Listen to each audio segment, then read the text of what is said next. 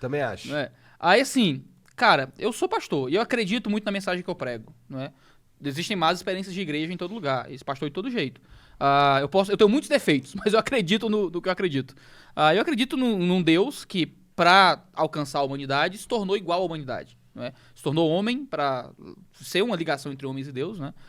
Foi para uma cruz, morreu para levar o nosso pecado, para criar paz entre homens e Deus.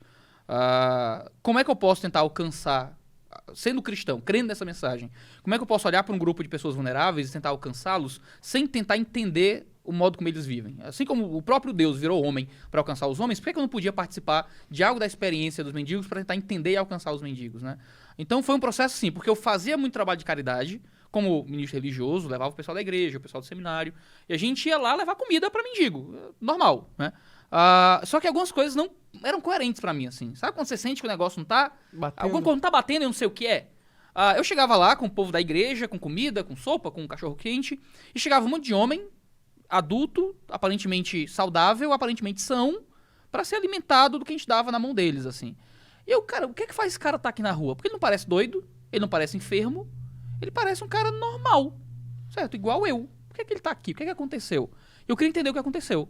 Eu passei muito tempo falando pra eles, eu ia lá pregar na praça, eu ia lá ensinar, falar, dar comida, e eu percebi que eu nunca tinha parado pra ouvir. Você converteu alguém fazendo isso, indo até a praça, antes do livro, antes de toda essa ideia? Quando você ia lá, surtia efeito? Porque assim, eu morava no Rio, e não exatamente numa área nobre do Rio, então eu já vi muitas coisas. Então, por exemplo, eu tinha um amigo que ele era esse cara. Ele começou a se envolver com drogas sinistreza, que não devia ter se envolvido, inclusive mataram ele, mas ele... Tá ouvindo essa história, né, Monark?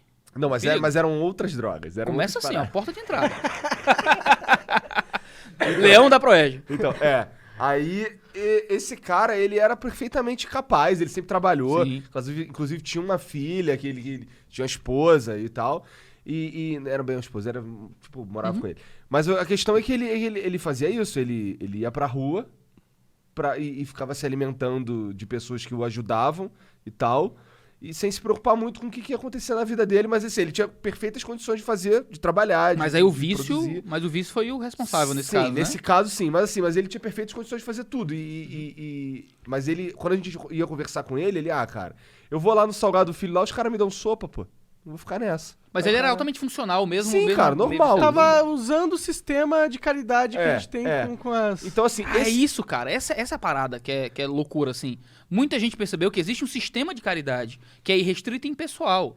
E eu digo assim, porque eu tô dentro desse processo. Eu era o cara que tava lá dando comida pra mendigo sem relacionamento, sem entender o que tá acontecendo, só indo lá. Porque a gente é criado numa cultura que muitas informações são dadas, né? Você não questiona tudo que você sabe. Você não questiona o seu idioma. Você aprende a falar. Depois você vai questionar o idioma. E eu aprendi que o cara tá na rua, ele é um mendigo, ele é um miserável, um coitado. Uma pessoa que tá ali porque não quer, bichinho. Ninguém tá na rua porque quer, né? E, cara, essa é a coisa mais errada possível. Ninguém tá na rua porque quer. A minha experiência anedótica, porque não é uma pesquisa científica, né? Eu passei por uma experiência. Eu tento balizar com algumas pesquisas científicas ao longo do livro, mas a partir da minha experiência, cara, muita gente tá na rua porque quer. E porque a gente que eu digo, ONGs, igrejas, grupos que estão desenvolvendo trabalho de caridade de forma errada, tá inundando a rua de sopa e de pão, mas que não tem nenhum relacionamento com o cara lá. Então o cara sabe que ele pode ser um cara capaz, são, que ninguém vai nem perceber. Ele vai ser visto como uma materialização da miséria. Então eu vou lá, vou dar uma comida, vou falar uma coisa, ele sabe o que responder pra ganhar o que ele quer e pronto. E eu vi várias pessoas na rua vivendo assim, né? Do cara dizer claramente, é tão louco, a gente tá tão pouco relacionado com essas pessoas na nossa obra de caridade que os caras nem escondem mais. Então eu antes de eu fazer a pesquisa com o livro, foi umas conversas que me motivaram a pesquisa. Eu perguntei pro cara, velho, por que é que tu tá aqui? Como é que tu veio parar aqui? Ele dizia, não, eu tenho uma casa ali na Praia do Futuro.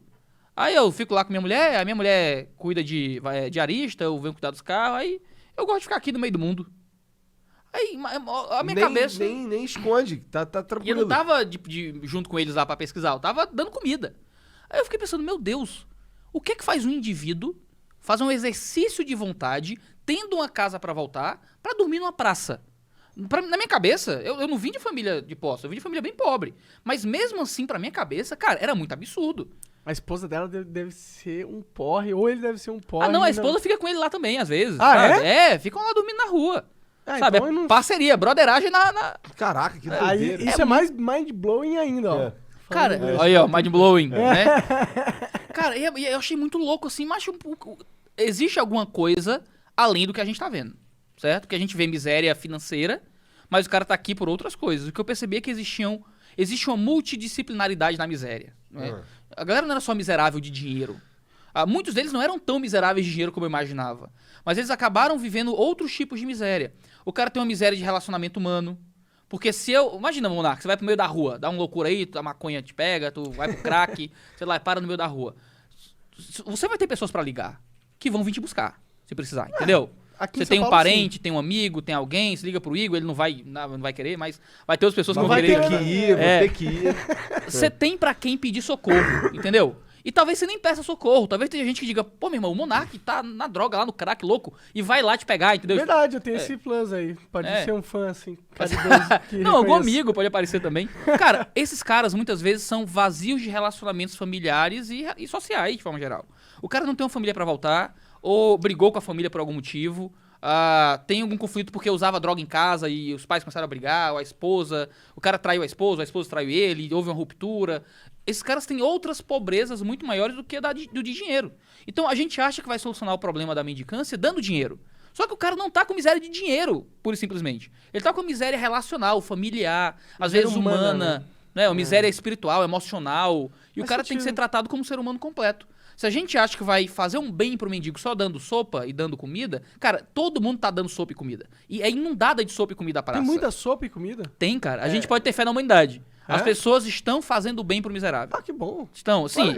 Cara, a gente podia escolher o que comer na praça. Você pode escolher o que comer. Claro, assim, pensando em grandes cidades, obviamente. Se você pensar num rincão, no interior, ribeirinhos ou algo assim. Mas, se você reparar, são locais que têm menos mendigos. Grandes centros urbanos têm muitos mendigos, também porque há uma atratividade nesses grandes centros por causa das grandes ações de caridade que se desenvolvem lá. Mano, se eu fosse mais jovem e menos... Minha vida tivesse ido pro outro lado, porra, caralho, eu posso ir ali e não gastar 20 reais e comer uma sopa tão nutritiva quanto. É um bom negócio, né? Não, assim, o consenso acadêmico hoje no Brasil, eu li algumas teses de mestrado, doutorado nesse processo, é que a rua não tem segurança nutricional. Então você não pode escolher o que comer, você não vai comer a melhor comida, tá? Tem diferença. Mas você não tem fome. Você pode sentir fome, mas em grandes centros urbanos ninguém passa fome. É muito difícil passar fome. Existem talvez alguns grupos muito específicos, gente doente mesmo, gente psicologicamente problemática, muitas vezes crianças ou idosos que não conseguem nem se posicionar para receber. Crianças são as que mais se ferram no mundo Cara, da pobreza, né? Criança é o principal grupo de vulnerabilidade na rua, assim. Ele não tá lá porque quer, certo? Alguém levou ele pra lá, ou alguma tragédia pessoal fez isso com ele. Geralmente criança é uma força de produção muito barata. A criança vai pedir esmola. Mano, ver criança na rua. E a gente acaba dando mais esmola pra criança, né? O que é um pouco... tipo, a gente tá incentivando que a criança... esteja lá, a gente aumenta o valor de mercado da criança na rua. Isso, cara, e os mendigos sabem disso, eles não são idiotas, eles não, sabem são disso. Seres humanos, né? Repara 12 de outubro, quando é 12 de outubro? Dia das Crianças, é isso? Repara nos mendigos na rua. Tem muita criança na rua 12 de outubro. Pô, essas crianças estavam aonde quando não era 12 de outubro? Elas não estavam na rua, certo? Eu me deparei com a realidade que foi uma das coisas mais chocantes que eu vi em Fortaleza. Tem gente que aluga criança pra mendigar. Caraca. E divide com os pais o rendimento do dia. Caralho. Certo? E é uma coisa assim, desumana. Só que assim, a criança vai ficar no meio da rua correndo mesmo, jogando bola. Ela fica ali andando com... E às vezes a criança não tá pedindo esmola, mas o mendigo com criança tiracolo tem um valor de condoimento muito maior. Sim. E é muito horrível, assim, porque, sabe, eu escrevi o livro. E às vezes eu não sei o que fazer. Eu não quero dar esmola mais, eu quero poder dar engajamento. Porque é isso que eu proponho no livro, na Via Positiva. É poder se relacionar com as pessoas em miséria, para poder entender a miséria, identificar quem é que tá nessa necessidade de alívio, com fome e precisa de comida, e quem precisa de reabilitação e desenvolvimento. Porque às vezes o cara não precisa de mais comida. Aqui em São Paulo, grupos espíritas entregam quentinhas, marmita, né? Lá no Ceará é quentinha, né? Lá no Rio também é quentinha. Pronto, a gente entrega a quentinha, marmita pra morador de rua, e os caras vendem a quentinha pra comprar droga e coisas assim. Nossa senhora. Não dê dinheiro, dê comida. Às vezes não é o bastante. Os caras vão usar a comida pra outra coisa. A verdade é que se o cara quer se matar, não tem ninguém quem que peça. possa impedir, né? Pois é. Aí qual é o grande desafio? Se a gente não se engajar, se a gente não passar tempo com essas pessoas, a gente não consegue fazer nenhum bem pra elas. E é isso que eu quero dizer no livro. A gente tem que parar de usar o mendigo como um objeto de entretenimento moral, como um objeto para elevação espiritual, como um Rivotril barato, como um antidepressivo para minha espiritualidade ou alguma coisa, que eu vou lá, me sinto bem, me sinto melhor, fiz uma coisa boa, pra gente começar a tentar produzir algum bem pro mendigo. Não só pra gente se sentir bem cuidando do cara, Sim. mas pro cara ter alguma mudança de vida real, entendeu?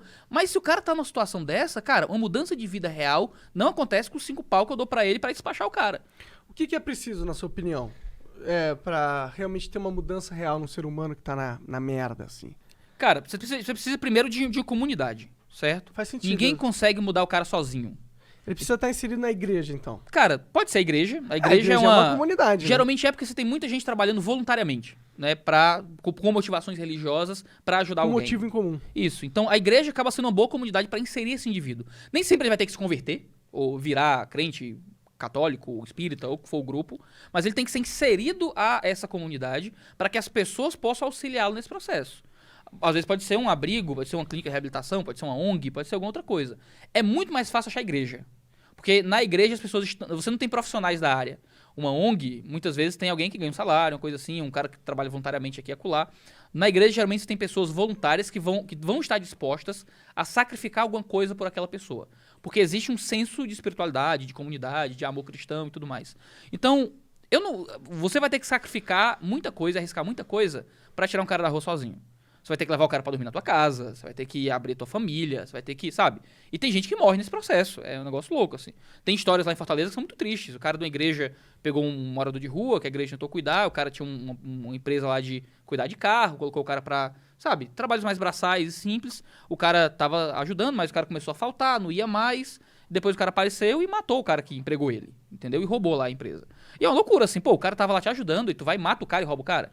Né? Mas também é aquela vela máxima, né? Cuidado com o que você põe pra dentro de casa. Né? Pois é, mas tem gente que tá disposta. Lá, por outro lado, tem histórias lá em Fortaleza de gente que colocou gente em casa e conseguiu tirar a gente da rua, conseguiu tirar a criança, a mulher grávida, usuária de crack, conseguiu levar a mãe lá, a criança nasceu bem, foi pra uma adoção, sabe?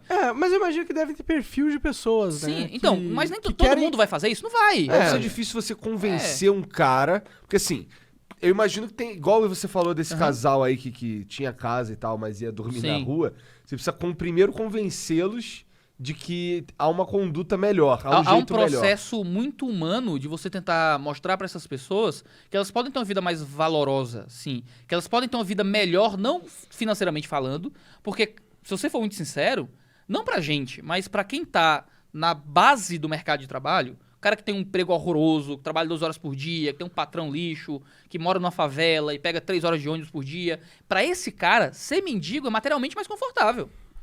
Me entendeu? parece uma vida não tão difícil assim, se você pode comer 100% do tempo. É uma vida difícil, é uma vida dolorosa, mas, cara, a vida dele já era difícil e dolorosa, entendeu? Se o cara tem assim, não, eu tenho uma empresa, eu tenho uma família estabilizada, eu tenho uma casinha pra morar alugadinha, mas com dignidade, eu tenho um emprego que é duro, mas que não é... Aí talvez ser mendigo não seja uma boa escolha, se a gente puder falar assim. Mas o cara que tá lá no fundo do poço do mercado de trabalho, trabalhando mal, sofrendo muito, cara, às vezes ser mendigo é um escape. O cara vai ter uma vida mais simples, o cara acorda a hora que quer, dorme a hora que quer. Só que é o problema? Ele tem que abrir mão de tanta coisa interna nele pra ele aguentar essa vida, que existe verdadeiramente uma miséria emocional, espiritual, de alma, sabe, de psicológica até. O cara tem que... Eu tentei pedir esmola, certo? Cara, é a coisa mais humilhante que eu já vivi na minha vida.